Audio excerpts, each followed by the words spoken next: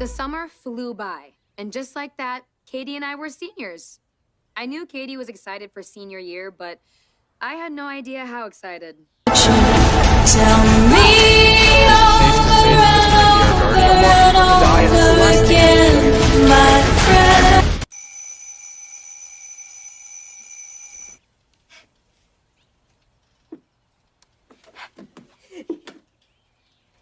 Alexa! Why aren't you up? Why aren't you excited? Run, hide, fight. I want to talk about this movie for a long time already, but there's just no easy way to talk about it. I mean, just look at the scores of it. That's mainly because the distribution company behind it, and also the person who runs the company. Political debate requires that you talk to people, and people take your words as what they mean. And let's just say, some people disagree with him. Because of that, I'm just gonna look at it scene by scene without mentioning any of my political views, giving objective analyzations about it. Just like the iconic quotes, "Facts don't care about feelings. Facts only during the review."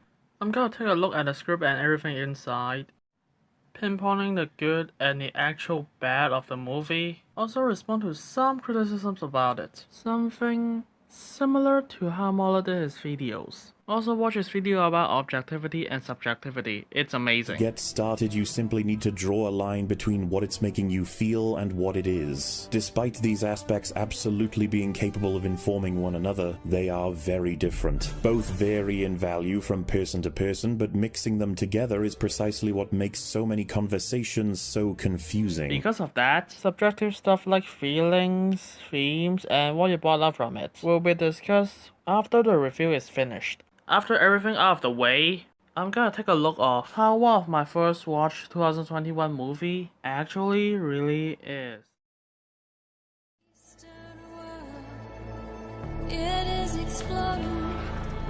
I want this played at my funeral. Let's start off with the first scene. A scene with Zoe played by Isabel May from Alexa and Katie. Anyone could. Oh my gosh, Katie! Oh, you just did that. As long as you are my best friend, you are never going through anything alone. And her father played by Thomas Jane from, you know.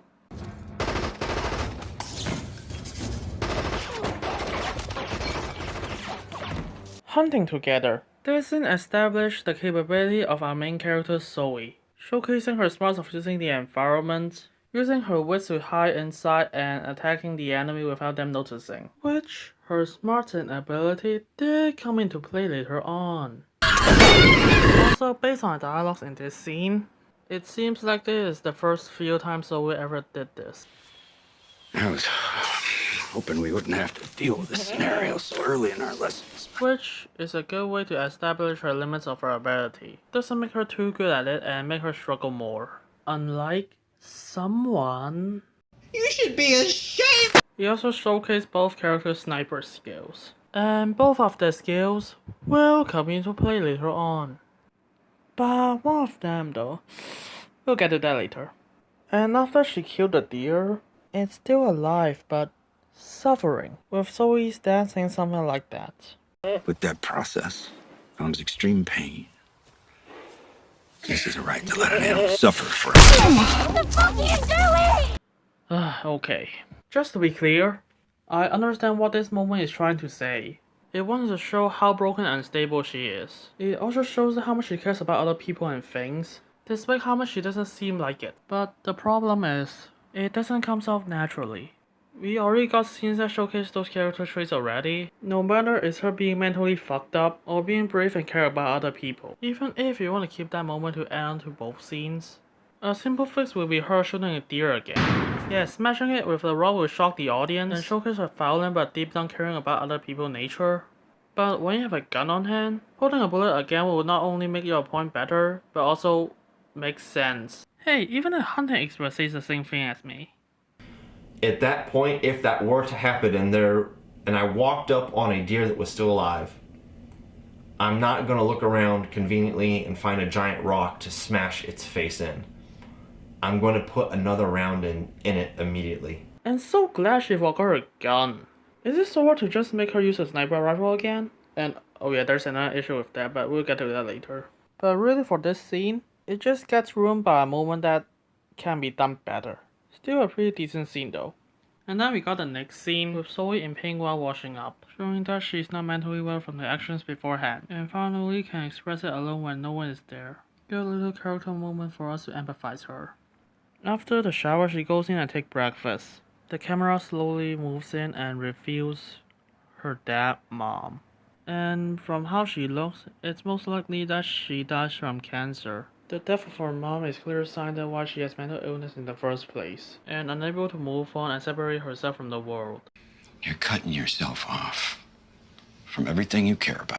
And it's just really sad that how a death of a loved one could cause so much pain to a person. And for Zoe's case, she even goes as far as stopping people from helping her. And you're so guarded all the Maybe time. there's a brochure you can hand me so I can go? It is a great character establishment scene for her and her father. Hey, that look in your eyes. Guys at my unit had that look. Not everything is about the war. That one scene showcases her dad is an ex-military man concerned about her daughter but don't know how to help her, leading to the payoff of him saving her daughter. Also, one more thing about this scene. The phone that Zoe gives up, You're 17 years old and you gave up your cell phone? it really doesn't matter much. Maybe besides giving Zoe a bit more character of how much PTSD really affects her. And, oh yeah, the dialogues. Some people have issues with, why is the dialogue so awkward? Every day still feels like it just happened. And honey, you're so angry. You're so... not... All right. Wait, I didn't know she was gonna do that. where are you guys going? I don't know if you ever have a conversation with your parents before. Not only you don't see eye to eye with each other and have disagreements a lot, also you're mentally unstable. Conversations can go really uncomfortable, with doesn't add up logic, while getting to what you're trying to say. Okay.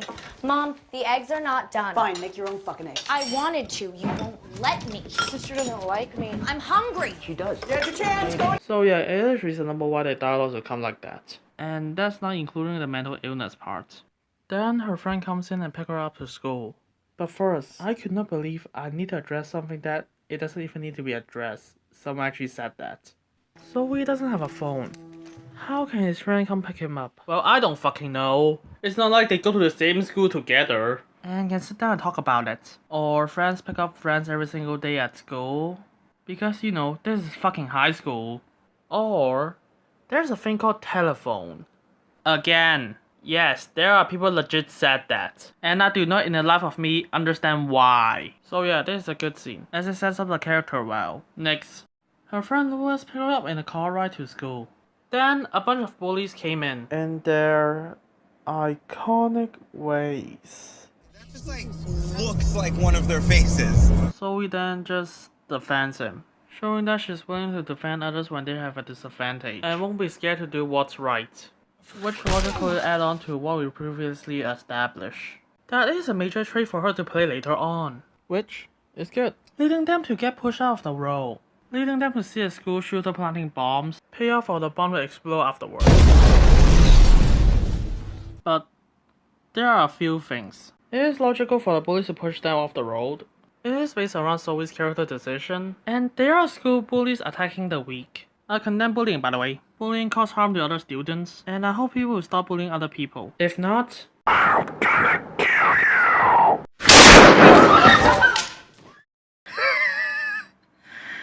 Just kidding. But everything else I said is right. Okay, let's get back to it. They're actually pushing us off the road now. Thanks! I know that. You showed me already. Afterwards, the car just stopped turning. I can still sort of buy it. Of how they need to immediately stop the car and it changes position. And then the way you try to fix it. By waiting for just a minute. But to fix my electronic appliance at home, I wait for 5 minutes instead of just 1. There's even info online that you should wait for 5 minutes. But yeah, that part is a nitpick. It doesn't change anything to the overall plot. And that's really it. This scene is a great setup for tension. A few uncertain of what they are doing. And them being pushed off the road is not exactly a contrivance. There's only one way for the students to go to school. And each student has the exact time for them to wake up and go to school. It is logical for them to meet every single day here. And even the characters are not surprised when they meet them. They're like Roman soldiers who don't realize that their empire is crumbling in just a few days. Then they finally gone to school. Hey look, it's prank day. Keep that in mind, it's gonna explain a lot of stuff later. And then we got more setups. It established where the school office is, and also Zoe's locker. Your locker is by the yearbook office, and I need your eye for some new layouts. Which is near the front door of the school. Which will come into play and explain stuff later. Also, Lewis's role for taking photos for a school yearbook. Person when I'm in pictures, even though I'm actually really small. But no one needs to know that. Which will also explain stuff later. Then Zoe walked to her classroom, meeting a classmate which they clearly have good relationship with in just one moment. Tell me if this sucks. Showing that she clearly trusts her. To listen to her unreleased song, then to have the payoff later. And also, there are dialogues to support their long relationship. I'll come cheer you on. How else can I justify my 50% as your manager? 50%? 50%. And then, also... Because the teacher's lounge was filled from floor to ceiling with balloons. Remember where is that location? Your locker is by the yearbook office, and I need your eye for some new layouts. Keep that in mind as it will come into play later. Also, books to page 1. It's prawn! I want to see how that will play out later on. Some pretty good setup so far. Then the science class later. The most obvious thing is the location and a fire explosion. That's what we will do later. You want me to explode next time? Yeah. After the bell rings, the lab teacher and Zoe have a conversation. Reveal that she used to interact with other people, but something happens that caused her to just shut herself down. You know what that is. That is good. It adds on to the character, and she has to learn to let go from it. It also shows the science teacher being caring about her, support her to be more active again, which also, we'll come to that. I still prefer the dialogue to be less ham-fisted. I just don't like seeing a bright young woman who used to love my class fade into the background. But for what purpose it wants to serve, it's fine enough. And then she went to her locker. But remember this detail. Band practice will not be held in the auditorium today, but will instead move to room 112. Foreshadowing for something happened in the school hall. And when she finally meets her locker, it is being broken. Also remember that. And the person who broke her locker, it's her friend. And he wants to ask her to prom, which makes sense. Where are you going? Your locker's this way. Yeah, I know where my locker's at. Didn't you hear the bell? You're being really weird. I'm just like stressed out. And he's intelligent enough to do so. Because you're smart and safe? Yeah, you're not a total asshole? I hate that about me. He wants to ask her out to prom. That would cause an interesting conflict later. Then the thing we've seen placed beforehand. And so we saw it in front of her window. Well, the smoke of it. Sitting down in a dark classroom listening to her teacher, unknowing what's happening. Great way to build suspense. Yes, I know. She should tell her teacher, and a student will notice it. But the fire is too far away and will not burn them. And evacuation is not needed. And people are dealing with that already. So yeah, No that's a shit. nitpick. Don't go. At that time, a person is walking through the hallway. If you can't tell, that's the front door of the school. He walks inside the general office and put the bag down, unknowing what's inside for them to look after. I gotta say, the film does a good job at showing different locations of the school, so when shit actually happens, it made sense because things already get set up. You know the school's ins and outs. It's not contrived when she figured out a solution. So good so far. Then it's lunchtime. So we got her lunch and sit down with her best friend. And they have a conversation about prom, which is set up beforehand, which ends up with some major conflict later. That's good, except why is there so many awkward pauses in the conversation? Wrist flower thingy just to do what we do every day. Well, you'd pay for your own thingy, but...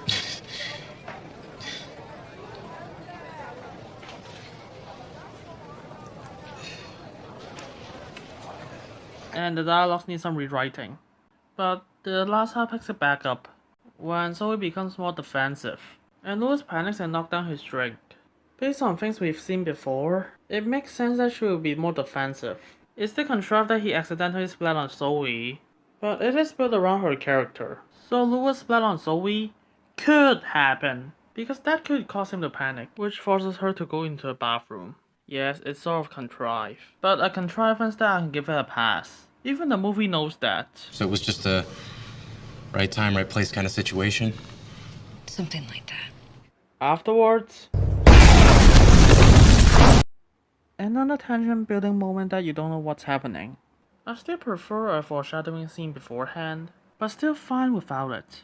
So we got to the bathroom and found a girl who's messing up the ceiling. Then when she's finished, immediately gives Zoe a shoulder.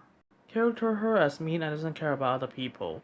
She's then curious and check out what's happening. We then cut back to the cafeteria, giving Lewis a bit more characterization. Shows that he's willing to stand up for Zoe, no matter someone is treating her unfairly, showing a brave side of him when no one's watching, which will make things a little more believable. Zoe then opens up the ceiling. Makes sense for a character who has been trained by a military man, and can pick up and curious on small details, which, remember that. She found nothing, but for the audience, we saw a gun that has been took out from it already, building more suspense. After all the checking, she goes to watch herself, and saw her dead mom. She has a conversation with her mom about Lewis, asking her to prom, revealing that despite she wants to go to prom with him, but because of her personality and her mental illness, she purposefully pushed him away, doesn't want to cause harm towards him. And there are details in this scene I also like. Like when she finally finished the conversation, she looks up, realizes she's just talking to herself, then looks onto the mirror and really think about it. And the moment that her mom says something that triggers her, she immediately washes her hands, buying time for herself to not face it before saying another word, showing that she's still struggling to face herself and other people. Then the camera cuts back to the cafeteria, slowly moving, giving you a sense of being uncomfortable. Then to reveal that that is not true, based on things that we established beforehand, then give you a bit of relief afterwards. Great way to build tension, just like how Final Destination do it, without completely fucking you up. Let's finally talk about it. The scene which everyone just loves to talk about it. So, let's talk about everything! First, all the actual issues. First is no one tries to leave the room, when there are several seconds to do so. Yeah, someone did try on the back, but no one tried here when there's more time, and they might have a chance to warn people to escape if they do.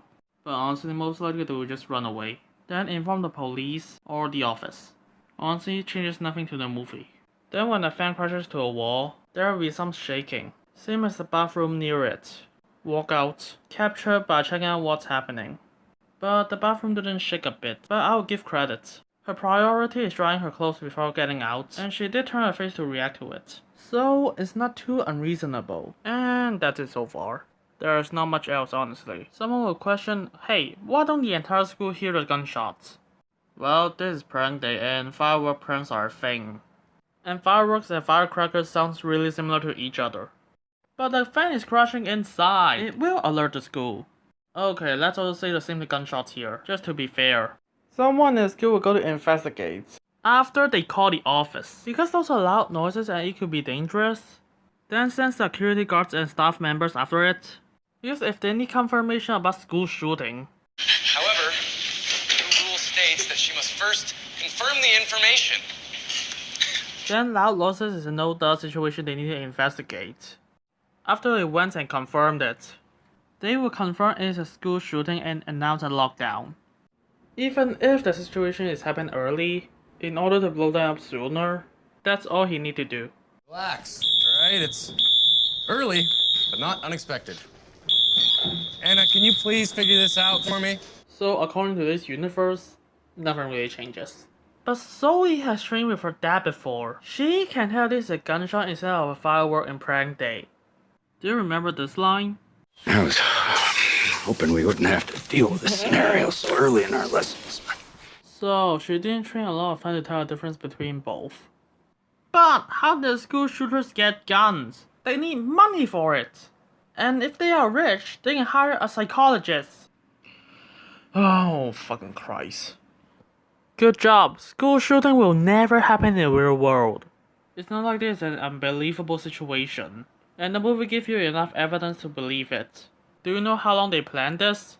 14 months or so to really make it sing. between, researching the blueprints of the building, gathering the tech, weaponry, etc. And he already murdered his parents to access their resources. And they even have homemade bombs.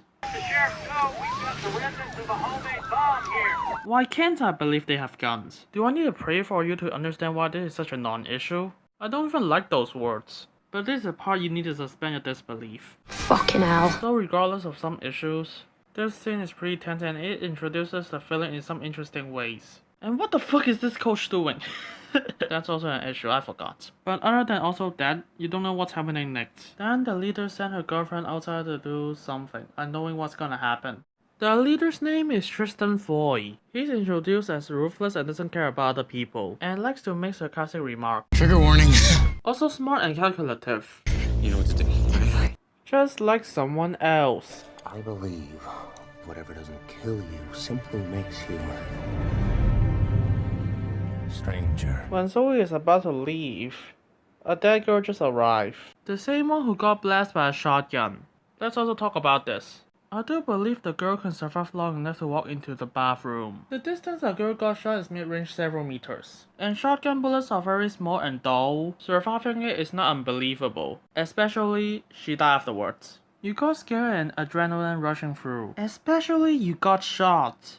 You want to escape the situation but unable to think things clearly. It's reasonable for her to walk into the bathroom. However... Help! Oh my god. Shut up!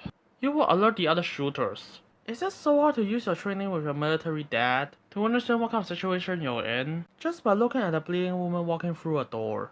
I know this is for an emotional payoff for her to understand the situation. The fix is just have her don't speak.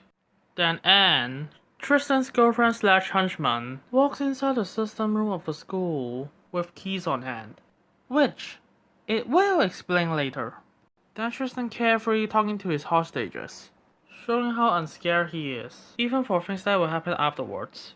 Then he saw one of his school bullies, then start taunting him, hinting his reason for doing all that. All of a sudden, but Tristen isn't happy for it, showing that Tristen only cares about a bigger picture, and only kills when he thinks it's needed. And Chris Stradlin over there is unstable and willing to do the killing. I mean... Okay. Disrespected you. No, sorry. And hinted a relationship between them. And every movement is caught by Zoe. Okay, we don't have time for small kills, please. Okay? But you have time to taunt them. Sure, okay. When Zoe is understanding the situation, a student walks out of the boys' room, but Zoe could not stop him, leading to... Run. A small reminder of Zoe needing her mom. Then the school shooter checked the boys' room. Makes sense. The person who got her is a boy. But the sound of the door stops him from getting in. When Zoe is escaping through the ceiling, she accidentally steps on something that flushes the toilet, causing one of the members to go in and check her. But she's able to escape in the last moment. Now let's explain a few things. Why didn't the school shooter check the bathroom earlier? Well, they mapped the entire school already. 14 months or so to really make it sing. Between, researching the blueprints of the building, gathering the tech, weaponry, etc. They should know the bathroom only has one exit. And you know what kind of exit that is. She only escaped because of something they didn't expect. So it's not like a bathroom checking is very needed anyways. Okay, but why didn't the school shooter move his head around to check for Zoe? Remember in the room, there's a dead body right in front of the doorway? He got distracted, and Zoe is able to lift her entire body up for her to not be too obvious. And this is the first time school shooter who doesn't have any training. He will not fall off looking onto the ceiling, especially you have doors you need to check. Because of that, there's a scene that did in one take, very tense and you don't know will Zoe get caught. Right afterwards, Tristen tells everyone to pull out their phone. But when no one's willing to, he leans down to Dawn privately and tells her to. And being very chill about it, while putting his knife down, telling her it's fine to call your parents. At the same time, Zoe is escaping, and the firefighters are dealing with two fires in different locations at once, set up by the school shooters. Dawn called her parents, telling her that she's in a school shooting situation, being very scared and tell her mom that she loves her. And her mom promises she will call the cops. A good and emotional scene that shows us the humanity of the situation. Tristen now pulled his knife forward, making sure that Dawn's mom called the cops. After she did, he tells everyone to do the same because he don't fucking cares! Lewis then saw the school shooter walking out of the bathroom, letting him know that Zoe is okay. who was called her mom, but her mom is on voicemail, so he leave her a voice message, telling her to don't be worried when he dies, understanding that he might not make it. A good character moment for something to come later, telling you that he is scared, but Any reason willing to face for what's happening now committing and such what a may violent... happen later. Okay, let's answer a question. Why didn't the students tell the people in the school to just leave the school when they can use the phone? Remember the protocols of the school? The rule states that she must first confirm the information. So they are just gonna call the office, then sending someone there. So nothing changes honestly. This is just like the Eagles in Lord of the Rings. They have in-universe explanation of why don't they just use the Eagles to fly there, to drop the rings faster. When Zoe is about to escape, she drops... Which? Kill whatever that is, please. Zoe then quickly gets up and walk away, and find a tight space to hide, just before Chris Jellick gets in, and the cafeteria lady is just right next to her. Wait, hold on a sec. 14 months or so to really make it sing. Between, researching the blueprints of the building, gathering the tech, weaponry, etc. So you must know there's an exit door in the kitchen. Good job, you didn't fall off checking the kitchen when there are people working inside. If they did, so we would not escape. It's not like this is the bathroom with no area to escape. And this giant hole in the ceiling. I don't even know where did this air fan link to. And hey, why is this even locked? Students have food trays for fuck's sake. Where do you think they get it from? And do you actually think a cafeteria lady will fall from here? But he's schizophrenic. And yes, schizophrenia affects intelligence, and it's not like he's being portrayed as smart or anything. This is all for the payoff of the lunch lady sacrificing herself. And to be honest, just a few moments for a lunch lady makes me care about her death already, showcasing the humanity of the situation. But a few tisms has to be made for this payoff. And hey, why don't you just go for here in the first place? Oh yeah, he's schizophrenic. But even after all this time, the police still got distracted by the fire. Even after being called. Then Tristen tells everyone to stop calling. When one person isn't, he takes his phone and calls the office, which in response, they send people after it. I think that is a joke. When he knows they are stalling, he closed the phone, showcasing he's been planning this. Then Zoe starts to leave, and Tristen explains the situation. On this day, they will agree that she should have announced lockdown over the intercom immediately. However, the rule states that she must first confirm the information. That actually explains why no one should leave, even if you tell them indirectly, or even if you hear gunshots, because fucking confirmation. But how does he know it? How do I know this? Because they publicly vote on this shit at the school board meeting. Schools are very open to students about their rules. That makes sense. But what about the part they need to vote for this? That's stupid, right? But hey, it's not like there are school shooting experts that can answer that question for you. And she thinks it's a joke. She doesn't think it's real. And unfortunately, time and time again, when we interview folks that have been involved in a mass shooting, they say things like, we thought it was fireworks. We thought maybe we walked into a movie set. We weren't sure. That explains a lot. I didn't know that. Yeah, that's a throwaway line. But a good one created by cause and effect. Then Tristen tells everyone to point their phones at him, all while Zoe just escape. When she's running away, all of a sudden, she stops and turns her head around. No, don't do this, please. No, don't go in. Oh, thank God. She tells people that she saw to not go inside the school. And her friend is also there as well. Remember her? But out of everyone in the school, you so happens to just saw her. It's just high school and the school is not very big, honestly. And consider the fact that they learn from the same class. Their lunch period are still around the same. The moment is kinda contrived, but not too contrived. But why don't Zoe just tell her friend to text everyone to leave the school? Do I need to remind people of this? Again? However, the rule states that she must first confirm the information. When everyone is filming Tristen, the school security guard opens the door. As if it's not sad enough that they're only paying him $12 an hour to protect our school, they expect you to do it without a fucking gun? That's a throwaway line. One that explains why the security guard can't help them. And yes, there are school security guards that don't have guns. That's a base, but is there any stronger base to support that? We know that this movie takes place in a town in the middle of the forest. Lots of trees, open areas, and hills for hunting. And onto the very limited police department and fire department, yet the town has barely any money, meaning the finance of the school is not also very good. And it also looks that way as well. And he knows that. As if it's not sad enough that they're only paying him $12 an hour to protect our school. Yeah, mostly they don't have any budget to reserve the gun. Yeah, it's a fine enough base for it. And it's literally just 50-50 that there's a school in America has a gun. And it's leaning to no. Then the school counselor walks in and tries to help the students. He points out the fact that he went to his office last week and he didn't try to help him. And even tried to threaten him. Jeez! I do like how this moment gives us why Tristen wanted to do all this. Especially when he said, you don't amount to anything. So he does all this for the people who recognize him. He said, I will do anything to help the students. Then Tristen said, can I fuck your wife? Then he's like, oh shit. Afterwards, he starts explains how he got the keys for the control room. Remember those? Last week, I wanted to come to your office twice, man. During our morning session, I grabbed your keys, I went downtown, I had a copy made. Whoa! Did you seriously just put your keys on your desk so you can just grab it? It's not impossible. Some people did such a thing. You are kinda incompetent as a counselor. Please, you were sent to my office twice last week. That's right. And I threatened you. I threatened you with expulsion. That's also right. Instead of trying harder to understand you. You kinda are, honestly.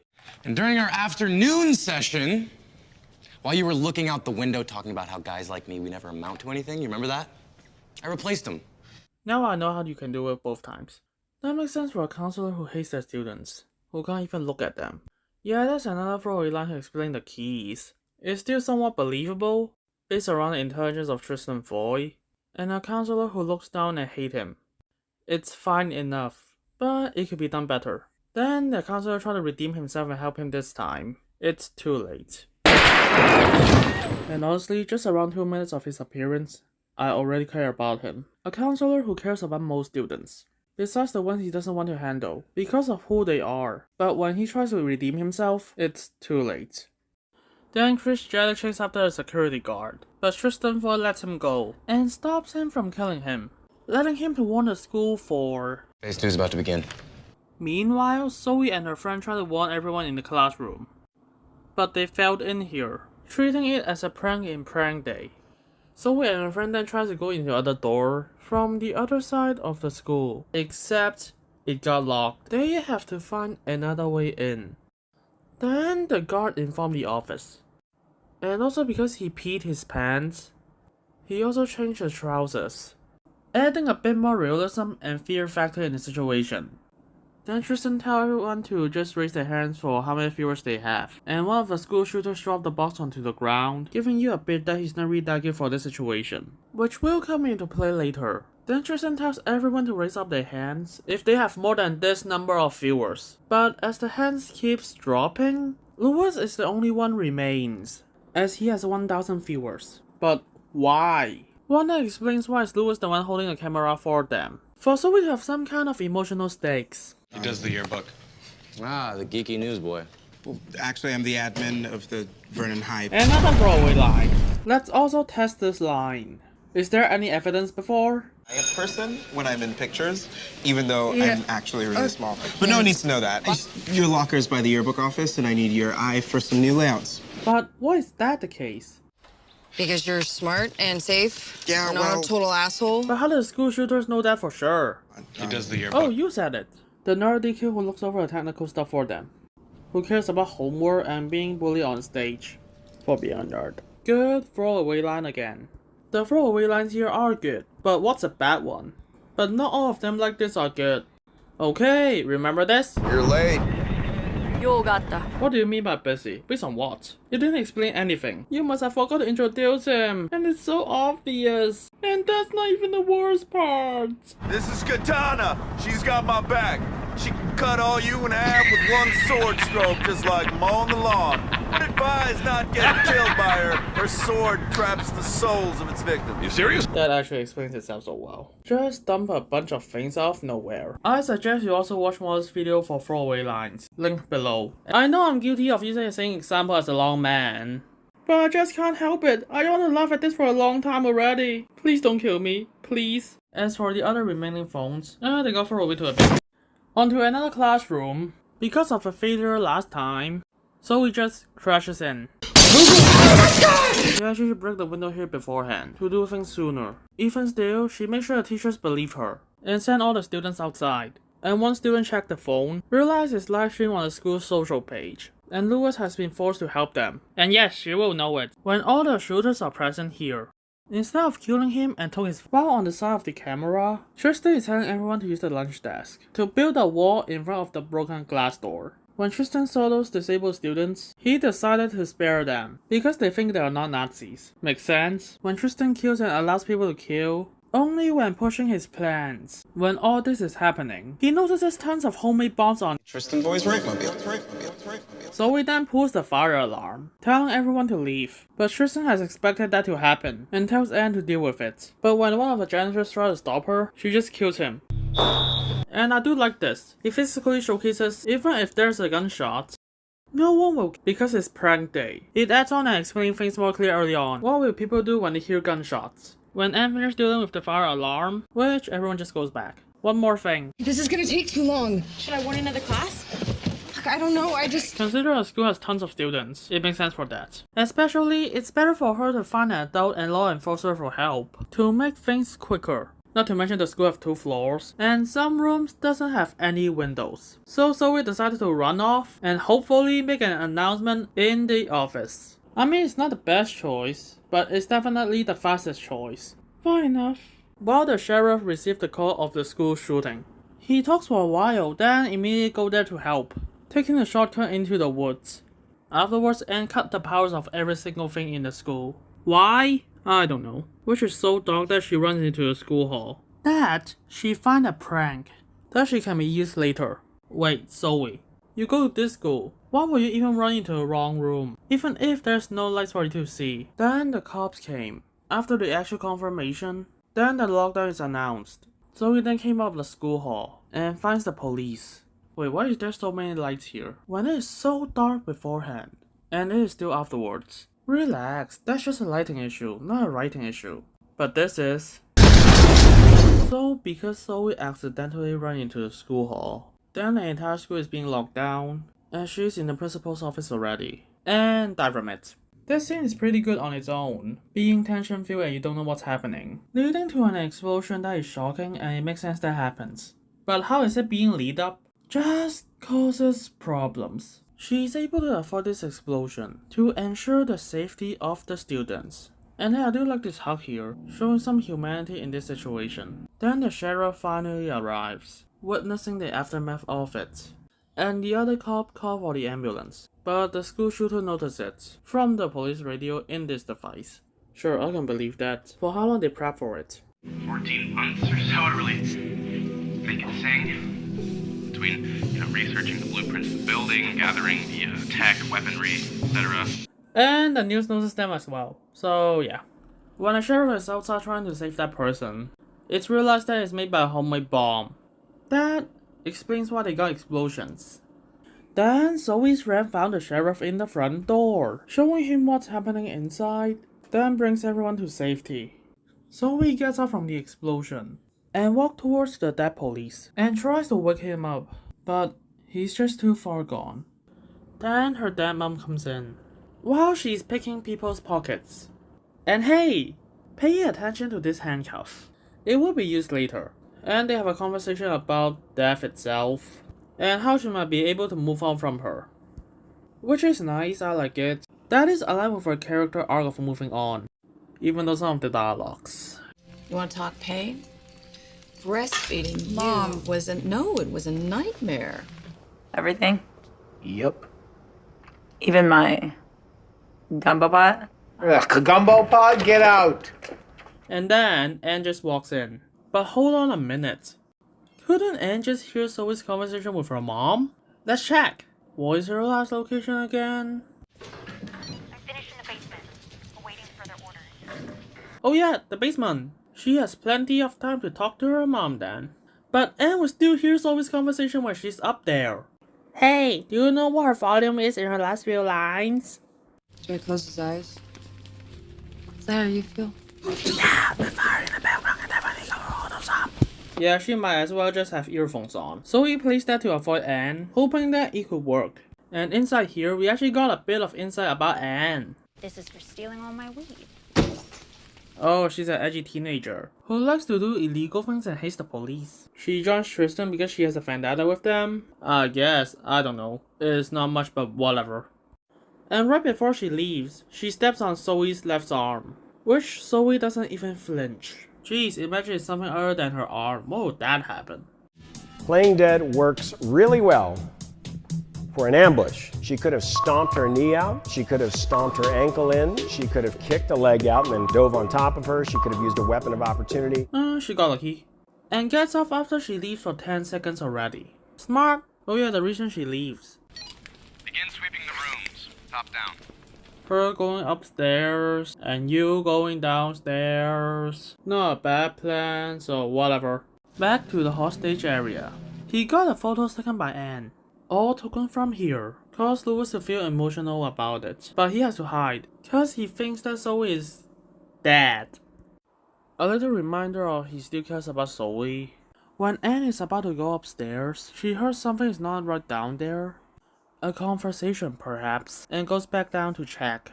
When Tristen saw a Christian girl, he decided to make fun of God in front of her, by asking why did God let all of that to happen, while she's praying, and her response. Free will. God allows the wicked to do their wickedness. Oh yeah, why's that? So they can be judged. A moment of hope and humanity, revealed inside that moment, showing that, even though there is someone as evil as Tristen, some people are still not willing to get feared by him, and even stand up to him, as there will be light and hope in every situation, even if this is coming from a guest character. And it's aligned with Tristan's character that he won't kill her as well. At the same time, he got that the news is gonna broadcast them from the inside. We finally ended this part. Took us 40 minutes no less. And the time you already cut so far? Not even half of the movie. The main fight hasn't even begun. So how is everything so far? We got some strong characterization for Zoe. We know what her skills and abilities are, and where does she got that from, and understand why she's suffering, and what are the effects of it, in order to complete her character arc. Also show us instead of telling us how much of a badass she is. Thing is, I was born brilliant. Por favor! Then there's also the setting itself. Taking place in a small town named Vernon, Vernon Central High School, how may I help you? allows the villain plan to work better, since they can easily destroy authorities inside. Not to mention the movie takes its time to establish the high school, understand what the location is inside, with what specific things they set up, so later things happening in the school will be made by cause and effects.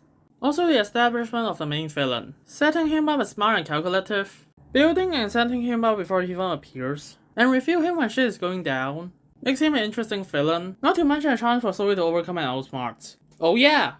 Senior prank day. It covers up most things inside the movie. Most. Superficial things, direction, cinematography, lighting, and editing, all are done well. Some scenes are long takes, and most of the movie has no music, built an haunting atmosphere. Now to the flip side. Prank Day covers a lot, but just not all can be covered. There are holes, a bit of contrivance, and unsmart decision making in a bit of places. Some lines just doesn't flow well, like telling something that the other person already know, or even their personalities. Even worse is that some even shown later.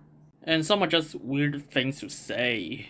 Breastfeeding Mom wasn't. Some are excusable why, but it still needs rework, and that's all. I'm sure there are things that I got wrong or missed. Oh, there are security cameras here that they can see a fan crashing in. Sorry I missed that. Oh yeah, it's both go upstairs, not one go up and one go down. The plan is smarter than I thought. Silly me. See, I'm admits things or got things wrong.